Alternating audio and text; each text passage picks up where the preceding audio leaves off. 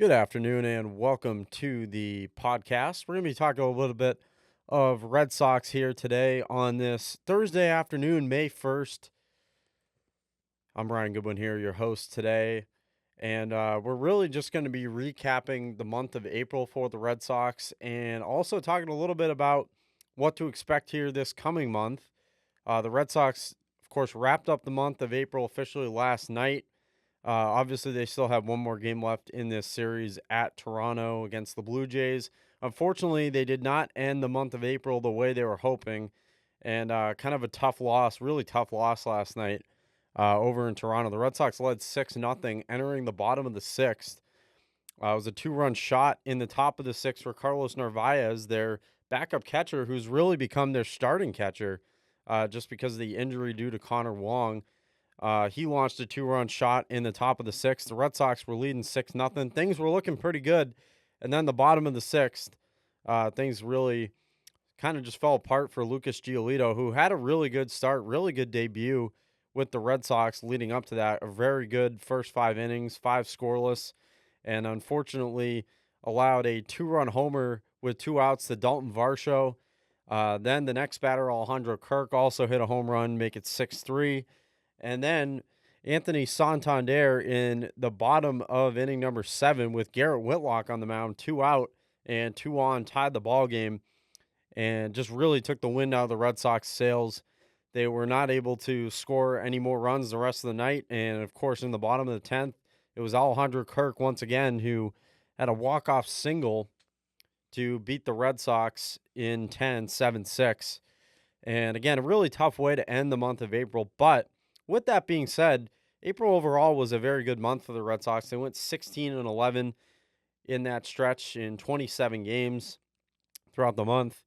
And the way things were looking going into April, you'll certainly take that. I mean, obviously they did not play that many games in March, only 5, but in that stretch they went 1-4. Obviously the opening day win over the Rangers, but then ended up losing 4 in a row after that, and some pretty ugly losses in there too. They had an 8-5 loss to the Orioles. That was on March 31st, and that was the Orioles home opener. They beat the Red Sox in that one 8-5, but it really wasn't that close. Nonetheless, overall, though, a very good month for April for the Red Sox in April. They had the next day after March 31st, April 1st, they had that day off. And then they came back. Garrett Crochet got them their second win of the season. And at the time, it only put them at 2-4, but it felt like a really big win given the 4-game losing streak and just how they were playing. He gave them 8 shutout innings. They won in Baltimore that game 3-0. The offense hadn't really gotten going. And then the next day, they ended up winning the series in Baltimore. They took 3 out of 4 with an 8-4 win. Tanner Houck had to start in that one. Not a great day for Houck, but the Red Sox offense really woke up against Charlie Morton. And that was the struggle early on in the season for the Red Sox. And April overall was kind of a very weird month. It felt up and down. The Red Sox, of course, did go 16-11. So I mean, you'll take that. That's a good month, but you know, still there were a lot of ups and downs in the month of April, and we'll touch on them a little bit more as we go on. So they did get the win over the Orioles in that one, and they ended up taking 2 out of 3 in the series. Especially the way that series began, that was certainly a win. And then the Red Sox came back to Fenway Park Friday, April 4th, for their home opener against the St. Louis Cardinals, and that one went pretty well. That was kind of a weird game, back and forth. The Red Sox jumped out to a very early lead in the first inning. I believe they made it 5-0 in the bottom of the first. They were just launching the ball.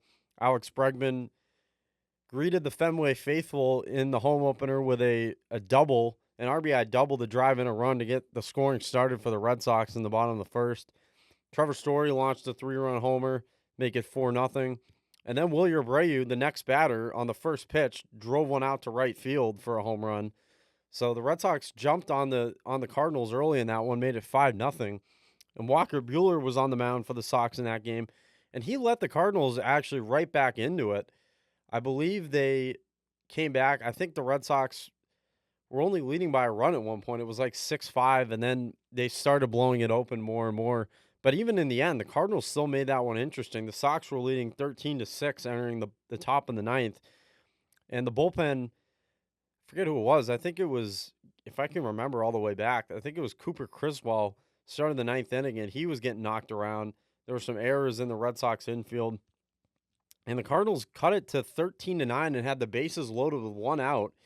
Aroldis Chapman came in the game, and the Cardinals brought, I think it was Ivan Herrera to the plate, who at that point in the year was hitting really good, and he was the tying run all of a sudden at the plate, and he grounded into a double play. So the Red Sox were able to take that one. And then Saturday, April 5th, they did not play. That was postponed due to rain. So they had a doubleheader on my birthday, April 6th. And the Red Sox came back in game one and won 5-4 on a walk-off. And game two, they absolutely hammered the Cardinals on Sunday Night Baseball, 18-7. And so things at that point were looking very good for the Red Sox. They improved to 6-4. At that point, they had won 5 in a row, and they stayed home for another series, a 4-game series, homestand against the Blue Jays. Unfortunately, that one did not go very well. They lost the first 3, and just again, the offense was very quiet. In game one, they only scored 2 runs. So the offense really woke up against the Cardinals. But then the next series against the Blue Jays, they were pretty quiet for the most part. And this has been really a theme of the season so far for the Red Sox is their offense is actually, I believe, one of the top-ranked offenses in baseball. The thing is, they've just been a little inconsistent at times. They've had some series where they've scored a lot of runs, and they've had some series where they have not scored really at all. And the Blue Jays series was the home series, the 4-game home series against the Blue Jays in the first full week of April, really the second week of April, is really kind of one of those series where they went quiet, and they lost the first 3 games 6-2, 6-1, and then the third game, I think, which was just awful, 2-1. They lost in extra innings. And, the final game of the series, they had to stave off a 4-game sweep, and they actually did. They won it, I believe, in 10 innings by a final of 4-3. They had to come back, though, in that one to win the game. So now you turn Friday the 11th. The Red Sox are seemingly in a decent spot. They at least avoid the sweep against the Blue Jays. That was not a good series, but at the very least, they did not get 4 games swept. And you could at least say the Blue Jays were playing well at that point in the season. Obviously, right now, after that rally last night, we'll see how it goes tonight. But then the Red Sox got to go to Chicago, not to face the Cubs, but to face the White Sox. Very different story between the Cubs and White Sox. The Cubs are actually doing very well to start this year. The White Sox, on the other hand, are not doing well. And yeah, things are obviously not going well for them. I think they only have 7 wins right now. They're not even on pace, I believe, at the moment to break their win total from last year, which their win total last year, they set an unfortunate MLB record in the modern era for the worst season of all time. And they're actually on pace to break that this year, not in a good way. So you got to go to Chicago to face 3 against the White Sox. That seems like, again, a Red Sox team that did not have a good series at home against Toronto. It seems like a blessing to be able to go to Chicago and get the White Sox for 3. And they did not have a good series. First game, 11-1. The second game, 3-2. And context, that second game, Richard Fitz got the start, and Fitz was looking very good. The Red Sox, again, the offense was very quiet, but they finally broke through in, I think, the 5th or 6th inning for 2 runs. I believe it was the top of the 6th, or it was either top of the 5th or top of the 6th, but they finally broke through for 2 runs. And given the way that the White Sox offense was going, 2 runs honestly feels like enough to be able to hold on and win the game. And unfortunately, I think it was the bottom of the 6th inning. Fitz was going well, and then Fitz gets injured. And they bring in Zach Kelly. And Kelly, I think, lets on a base runner somehow. And then the next batter is Luis Robert, who hits a 2-run homer just like that to tie the game. And the Red Sox offense did not do anything the rest of the game. They ended up losing that one in the bottom of the 9th via the walk-off for the White Sox, 3-2. The walk-off double, I believe, for Brooks Baldwin. And just not good. And finally, you go to Sunday, and all of a sudden, the Red Sox have to avoid a sweep against the lowly White Sox in Chicago. And the offense still really did not do much on Sunday. They won that game 3-1, but that was largely thanks to Garrett Crochet, who, and this has been a theme this year. When the Red Sox have needed a win and Garrett Crochet has been on the bump, they, more than often than not, he has been able to deliver. He's made 7 starts this season. The Red Sox are now 5-2 in those starts. So, as you would expect, when you have a guy like Crochet on the mound, usually you feel good about that game. And the Red Sox were able to get the win. Crochet carried a no-hitter into the top of the 8th inning and finally got broken up. And then actually the White Sox were down 2-0 at the time going to the 8th. And obviously the offense for the Red Sox hadn't done anything, but Garrett Crochet had shut them down, so it almost didn't matter. And the White Sox very nearly took the lead in the bottom of the 8th. They had second and third down 2-1 with only 1 out. And thankfully, Garrett Whitlock was able to get them out of that jam, get them to the top of the 9th still in the lead, and then they tacked on another run on a Trevor Story home run. Story's had a terrific start to the year, although slumping right now, but at that point was swinging the bat very well. Now we go to another series. Red Sox stay on the road. They travel down to not St. Pete, but to Tampa itself, and they go to Steinbrenner Field.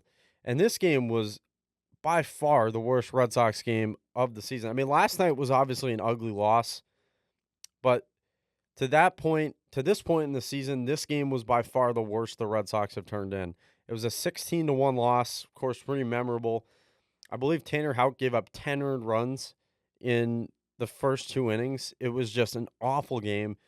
The Red Sox, of course, barely did anything offensively. They only scored the 1, but they got down, I think, 15-1 in like the 3rd inning, and that was literally it. I mean, they weren't going to do anything the rest of that game.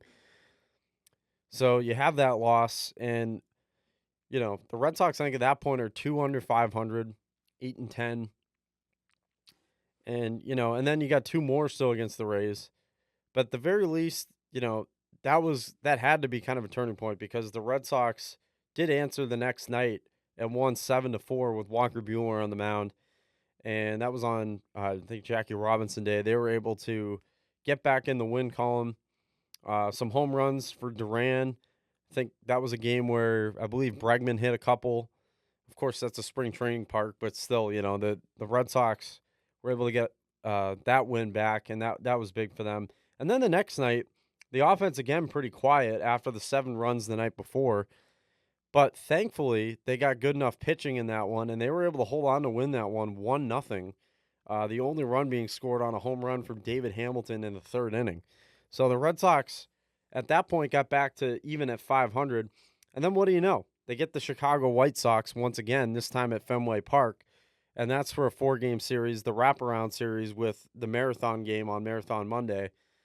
And the first game starts pretty well. They win relatively easily, 10-3. Game 2 was interesting again because I think Garrett Crochet got the start in that game. And the Red Sox really weren't doing anything offensively until I think it was the bottom of the 5th. Raffy Devers hits a 3-run homer into the monster. You feel like that's going to be enough for the Red Sox to win the game, especially against the lowly White Sox offense. But unfortunately, things go south. And again, I think it was the top of the 7th. The White Sox get a run back. I think maybe it was maybe they get 2 on and 2 out, I think. And Luis Robert, again, who really has not had a good year, but now has 2 home runs against the Red Sox and just pounds one over the monster to tie the game. And just like that, it's 3-3. The momentum is shifted. All of a sudden, you're feeling like you were the last weekend against the White Sox. You just couldn't put them away. Had so many opportunities. Couldn't do it. But thankfully for the Red Sox, their pitching held up the rest of the way. They kept it tied at 3. The game went to extras. And in the bottom of the 10th, they had a walk-off single for Tristan Casas, who might talk about a little bit. Has really struggled to start the year, but was able to get the walk-off single off the monster, kind of a wall scraper, and the Red Sox win it 4-3 in 10. So they at least take the first 2 of that series and are obviously Sunday the 20th, which is Easter Sunday. The Red Sox are, again, facing off against the White Sox. They get down 2-0 in the first. Tanner Houck on the bump, and That's been a problem for Tanner Houck all year, has been the first inning. The first inning has really bit him. You look at what the Rays did against them. Even in this game, the White Sox put up two first to take an early lead. But Willie Abreu comes back and puts the Sox in front in the bottom of the first with a 3-run homer into right field. Abreu's been really consistent for the Red Sox this year. He's hit for some power as well, which is nice. And early in the year, he was leading them in home runs. Trevor Story and Alex Bregman have both since caught up in that department. Bregman just hit his 7th last night and now is homered in back-to-back games. But it's interesting to see. So the Red Sox go up 3-2. I think they tacked on a run either in the bottom of the second or the bottom of the third to make it 4-2, and they held that lead really until the 7th inning. And actually, Houck settled down after that and ended up going 6 with just the 2 earned in the first inning. So, once again, another game. You're going in the late innings. You have a little cushion against the White Sox. 2 runs is not a lot, but against that offense, it feels like that's certainly enough. And Zach Kelly comes in the game, and Kelly has since been, at this point, demoted to Worcester. And unfortunately, Kelly just did not pitch well when he was in Boston here in the first few weeks of April. He proceeded to give up 3 runs. He walked the bases loaded. The White Sox took a 5-4 lead. And then, so they took a 5-4 lead going to the bottom of the 7th. The Red Sox offense could not do anything. Top of the 8th inning, I think Andrew Vaughn hit like a 2-run homer to make it 7-4. And that was pretty much it for the Red Sox that day. They ended up losing 8-4. Kind of a disappointing loss. They've had a few disappointing losses like that this year where, they've been leading late in games. Obviously talk about yesterday was one. But, that was another one, especially against the lowly White Sox offense. Not nearly as good as Toronto's offense. Just a team that has not put up runs, obviously, all year. And they end up coming away with a win on Easter, 8-4 in Boston. So then that sets you up for the Patriots Day game. Of course, Marathon Monday, the 11:10 start. It was beautiful weather for that game. And thankfully, the Red Sox were able to get in the win column in that game and still end up taking 3 or 4 from Chicago. Again, not a lot from the offense. They did get down 1-0 in the first. Walker Buehler on the mound. Rob Refsnyder, though, quickly answered in the bottom of the second with a solo shot to tie it up. And then the Red Sox proceeded to score, I think, 3 in the bottom of the third or the bottom of the fourth to take a 4-1 lead. The White Sox did get a run back, I think, in the top of the 8th on a Andrew Benintendi home run. Benintendi actually, of course, the former Sox, I liked him a lot when he was here. I think a lot of people did. But he actually ended up hitting a couple home runs for Chicago in that series, and that was his second to make it 4-2. But the Red Sox did hold on in the top of the 9th. Aroldis Chapman getting the save, and they got the win on Marathon Monday. That game was actually a pretty quick game. Not a lot of offense. Went pretty fast. It started, of course, at 11:10 in the morning, and it wrapped up, I think, well before 2 o'clock. It might have been like 1:30, so maybe a 2.5-hour game, not even 2.5 hours. Then the Red Sox, after that game, last week, they stay home and take on the Mariners for 3. That series got off to a good start. That was Brian Bayo's season debut for 2025. Obviously had battled injury and did not pitch at all in spring training, but the Red Sox getting another arm back, which is good. Obviously, you don't know what you're getting all the time out of Bayo, but so far he's looked pretty decent and, turned in a good start against the Mariners. It looked like things were going to get sideways early on in that game. He let up a run on I think it was a Jorge Polanco home run. But after that, was able to settle down. The Red Sox took a lead and really never looked back. Tristan Casas had a home run in that game. That was finally his second of the year. He hadn't hit one since up in Baltimore, which I think was on April 3rd. So, that was his first home run in a long time and really busted that game open. It was 4-3 Red Sox, but it was a 3-run shot, which has been the Red Sox specialty this year. They've hit a ton of 3-run homers to lead the league, actually, in that stat. And, so he hits a 3-run homer, puts the game pretty much out of reach for the Mariners. That made it 7-3. And then the Red Sox tacked on another to make it 8-3 and held on to the win. But unfortunately, the next game would not go so well. The Red Sox dropping that one 8-5, although Casas did have another 3-run homer in that game It was 8-2 Mariners in the bottom of the eighth. He cut it to 8-5, but the Red Sox didn't do anything after. Unfortunately, well, so you think fortunately the next day, a getaway day for the Red Sox before they travel to Cleveland on last Friday, they have Garrett Crochet on the mound, getaway day against Brian Wu for Seattle, who apparently has been pretty good. But personally, watching that game, I wasn't really impressed. I thought our bats were just quiet. And I don't just say that because I'm a Red Sox fan. I really don't think Wu had impressive stuff that day. I just think the Red Sox offense was not taking advantage of it. And they ended up losing that game 4-3. Of course, Garrett Crochet actually gave up all 4 runs. The Red Sox got down. Well, they got down 2-0 in the first. Bregman hit a home run to make it 2-1. Then they got down 4-1 in the top of the second. And that game was really there for the taking, I felt like. Because, again, Crochet did not have his best stuff, obviously. Did not have a good day. Gave up 4 runs. But after that second inning, got in some trouble at times, but was able to work out of it each time and get through 5 innings. So at least you didn't have to use, like, a ton of your bullpen. You did have to use it a little bit, obviously. And then even the bullpen guys, like, it felt like every inning in that game for the Red Sox, they had, the Mariners had chances to bust the game open and put it away, and they never could. And the Red Sox hung in there. They were down, I think, 4-2, bottom of the eighth. Carlos Narvaez, of all people, I think leads off the bottom of the eighth with a home run off the pesky pole. And all of a sudden, it's a 1-run ball game. And the Red Sox, after, again, it felt like that whole game they've been outplayed. They should be down multiple runs. They were right in it. They were down a run. All they needed was 1 run. And unfortunately, they could not push across another. And, against Seattle's tough closer, Andres Munoz, and they fell in that one 4-3. So they ended up losing the series. It just tells you, again, how kind of up and down this season has been because, they have a couple good series. They have the bad series out in Chicago. They lose 2 or 3. They had to rally to even not get swept. The Rays series starts very bad, but it ends well. They end up winning 2 out of 3. And then, you had hoped maybe for a 4-game sweep at home against the White Sox, but you'll certainly take 3 out of 4. I mean, obviously you don't want them to win anything, but, if you're going to let them win a game, all right, fine. But you at least still take 3 out of 4, so you win the series.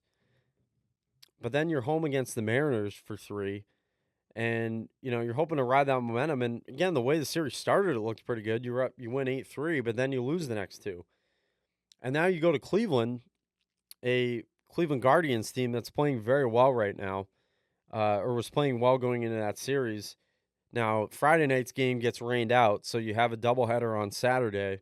And the first game, it actually started very well. Wilyer Abreu last Saturday with a 3-run homer to put the Red Sox in front in the first inning. Another 3-run homer for the Red Sox offense, which, again, has just been a specialty this year. But then, unfortunately, you have Tanner Houck on the mound. We talked about how the first inning has really been a struggle for him this year. He lets up 4 runs to Cleveland in the bottom of the first, and all of a sudden they have the lead 4-3, and it looks like it's going to be a shootout throughout the rest of the game. The Red Sox do tie it, though, at 4, I think in the top of the third with a Raffy Devers solo homer. And so it was tied at 4 for a long time until I think the later innings. It was either the bottom of the 6th or the bottom of the 7th. Cleveland finally gets back on the board, takes a 5-4 lead. And against that bullpen, you do not want to be trailing. And the Red Sox saw why. Now, it's unfortunate because they did have a chance down a run in the top of the 9th. They got the first 2 men on, but unfortunately not able to do anything with it. And they end up falling in game 1, 5-4. But, of course, being a doubleheader, you have a game later that started at 6:10. And the Red Sox were able to even the series with that game. They got a start against, I don't remember his first name, but his last name is Nikhazy for Cleveland. It was Walker Buehler pitching for the Red Sox. And I think Nikhazy might have been making his MLB debut. Either that or he had made it before and he just had gotten called up to start game 2 and looked very evidently so like he had just been called up. He got shelled in that game. I think 3 innings with 6 allowed. So the Red Sox did jump on him there and took a 6-0 lead. Jarren Duran, of course, stealing home in that game. 16 years to the day that the Red Sox last direct steal of home base came, and that was Jacoby Ellsbury on April 26, 2009 against the Yankees. So, yeah, the last, the very interesting coincidence there with Duran and Ellsbury on the same day stealing with direct steals of home. Jarren Duran gets it done. The Red Sox, I think Cleveland cut the lead to 6-3 maybe in the bottom of the fifth with a, I think, 2-run homer from Big Christmas, John Kenzie Noel. But the Red Sox were able to hold on. They tacked on, I think, another run later in the game to make it 7-3, and that was the final score of that one. So they evened the series, and all of a sudden you go into Sunday with a chance to win it, trying to ride that momentum, and the Red Sox did just that. Their offense busted it open early in the game against Logan Allen, and they ran away with that one. A home run barrage. I think 3 guys with home runs. It was Rob Refsnyder, Rafael Devers with another one, and then Ceddanne Rafaela. So, they make that one 13-3. Really the only bad kind of blemish in that game, I forget who was pitching for them on Sunday. It was Brian Bayo again. And once again, Bayo looked good. His only blemish was, I think, a 3-run homer in the bottom of the sixth. That cut it to – Red Sox made it 9-0. That cut it to 9-3. But then they got the next 4 to make it 13-3. And that was the final. So another series win for the Red Sox against another, again, a good Cleveland team coming in. But even with that, I mean, Cleveland's one of those weird teams. They have some good hitters at the top of their order. Stephen Kwan obviously is a very good hitter to lead off for them. Always hits well. Has consistently been hitting in the 300s for the last few years. But outside of that, Kyle Manzardo, obviously the rookie, has a lot of pop in his bat.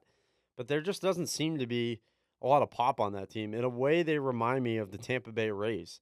They're a team that you look at their averages down the stat sheets, and you're really not going to be impressed by a lot of them. But they kind of just grind out at bats. They're a pesky team, and fortunately, the Red Sox came out of Cleveland with a win. With a series win, 2 out of 3 after that kind of rough start. And that brings us to where we are now. Last night, well, not last night, 2 nights ago now, the Red Sox blowing out the Blue Jays 10-2. They really jumped on Bowden Francis in that game. Bowden Francis, too, was a pitcher who looked very good against the Red Sox last year. The Red Sox were not able to hit him, especially in the second half of last year when they had a few matchups against him, but they were all over him in this game.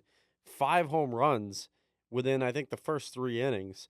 And the broadcast began when they were kind of going over their little pregame, Dave O'Brien and Will Middlebrooks. They both were talking about how Bowden Francis's problems this year had been the home run ball, and it certainly was in that game. The Red Sox really took him out of the ballpark a number of times. A couple home runs, Jarren Duran with a leadoff home run. Alex Bregman followed it up a couple batters later. Bregman hit another home run in the top of the first last night off of Yariel Rodriguez. And, of course, we already kind of talked about the Red Sox game last night and how they blew it to open up the show today. So that brings us now to tonight's game, where it will be Tanner Houck, again, a guy who struggled in the first inning this year, and that's a concern, against Jose Barrios for Toronto. Barrios has not had a great year so far, ERA over 4, but you never know, I feel like, what you're going to see against Jose Barrios. He can either throw a really good game against you. He did back at Fenway this year. But you also hope that maybe that's because the Red Sox offense was not going well at that point. And you hope maybe they can score some runs off of him tonight. And hopefully, even with that really bad loss last night, still end up taking 2 out of 3 in Toronto. The Blue Jays are, I believe, 14-16 now with that win last night. So they're a team that still has not been playing good baseball lately. The Red Sox before last night have been playing better baseball. So you're hoping that, you can still come out of that with a series win. And typically, Tanner Houck did have a start against Toronto this year, and he actually pitched very well in that start. So you're hoping that, the Red Sox ended up losing the game, but Houck didn't factor in the decision. That was the 2-1 extra innings loss. If the Red Sox offense had been going a little bit more, they certainly could have won that game. So you hope that tonight Tanner Houck turns in another good start. And Toronto seems to be a team that he has fared well against in his career, so you certainly hope that that continues tonight and the Red Sox are able to get a series win. Of course, first pitch tonight will be at 7:07 once again on Nesson, and also for listeners in this area on WEEI. And then the Red Sox will open up their first full series of May. They'll come back home to face the Minnesota Twins for 3. The Twins have had a rough start to the season. A lot of people expected things out of them this year, but honestly, I really didn't. I think they're the Minnesota Twins. I think they're about the same team every year. I think if you're playing well, you can at least win the series against them. They don't scare me, at least not on paper. Um, and again, we'll see though, because you never know how this Red Sox team has been very up and down this year. Uh, but that opens up, a 2-series homestand. They have the Twins for 3 from tomorrow through Sunday over the weekend. Then they get Monday off. They stay home and take on the Rangers for 3 from Tuesday through Thursday. Now, the Rangers, of course, in the opening series of the season, took 3 out of 4 from the Red Sox down in Texas. But, the Rangers have not been playing as well lately. They've still been a good team. They're about the same record as you. It'll be interesting to see how they do in that one. May has some intriguing matchups for the Red Sox. It doesn't, at least in April, you could say you had the White Sox a couple times, although I still don't think the Red Sox took full advantage of those 2 series. They only went 4-3 against Chicago. Of course, that season series is now over, only in April. Of course, the season series will be wrapped up against the Rangers, too, here in early May. And then after that, you go to Kansas City. Kansas City did not get off to a good start, but they've been playing a lot better baseball lately. I think they're now the same record as Boston, or both 2 games over 500. The Sox are 17-15. Kansas City, I think, is now 16-14. They're going for a sweep. Actually, in less than an hour, I think they're taking on Tampa Bay to try to go for a sweep there. But the Red Sox have to go to Kansas City, so that'll be interesting. And then they go to the AL Central leading Detroit Tigers for 3, Monday, May 12th through Wednesday, the 14th. So that should be another interesting series. May is definitely a tougher schedule, I think, than April was. The Red Sox did have some tough opponents in April, but I don't think it's really like May looks. And I feel like a lot of seasons, April has been a good month for the Red Sox, and sometimes May has not been as good. I think that was the case last year. The Red Sox overall, I think, had a pretty good month of April, but May ended up being kind of a down month. So hopefully that's not the case again for them this year. Hopefully they can still play well. Again, we're going over the whole month of May. So the Red Sox have May 15th off, which is a Thursday, and then they come back home to take on the Atlanta Braves. Another interesting series.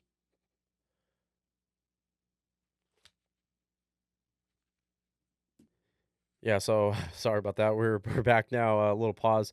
The Red Sox, of course, Thursday, May 15th, they'll be off, and then they come back home to take on the Atlanta Braves. And again, we'll see. Obviously, this is still a ways out. It's a couple weeks out, so we'll see where all these teams are at then. But the Braves have been playing better baseball, although they did lose yesterday in Colorado. They gave the Rockies just their 5th win of the season. Colorado, I looked a couple days ago, was on pace to win 24 all year. So that is absolutely brutal. But the Rockies did get a win over the Braves yesterday, and Atlanta, I think, right now is 14-16.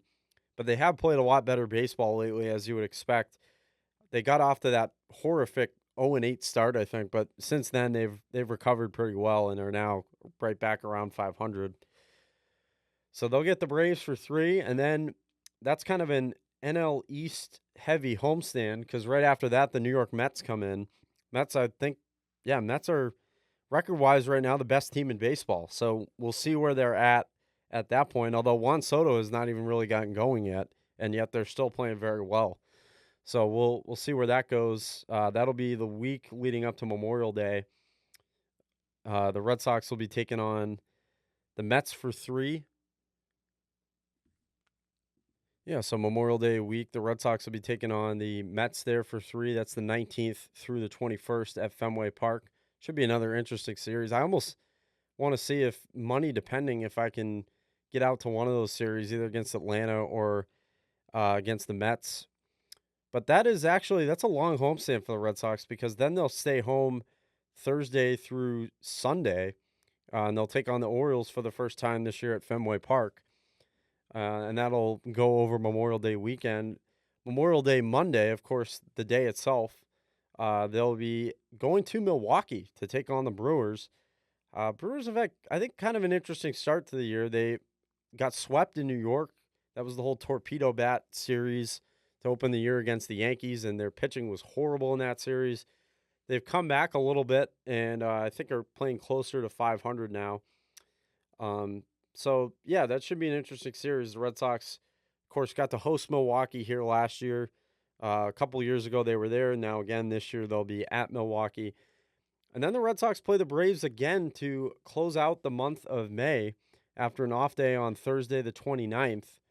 And that will be the 30th through Sunday, June 1st, where they will take on the Atlanta Braves on the road for 3. Should be an interesting series and should be an interesting month for the Red Sox. They, of course, ended the month of April at 16-11. I could see May being maybe closer to 500, but I would hope that the Red Sox can still carry that momentum, even with that really tough loss last night. And I don't think we know yet when the Red Sox are supposed to get Cutter Crawford back. Cutter Crawford was another pitcher who kind of, was dealing with injuries earlier in the season, but should be coming back fairly soon, along with Brian Bayo and, of course, Lucas Giolito, who just made his Red Sox debut last night. So they got both of those guys back, and will be interesting to see where that goes in the month of May. But thank you all for tuning in. I think that's a wrap on everything today, and we'll see if we have another episode coming out relatively soon. Thank you for joining me today. Ryan Goodwin here, signing off.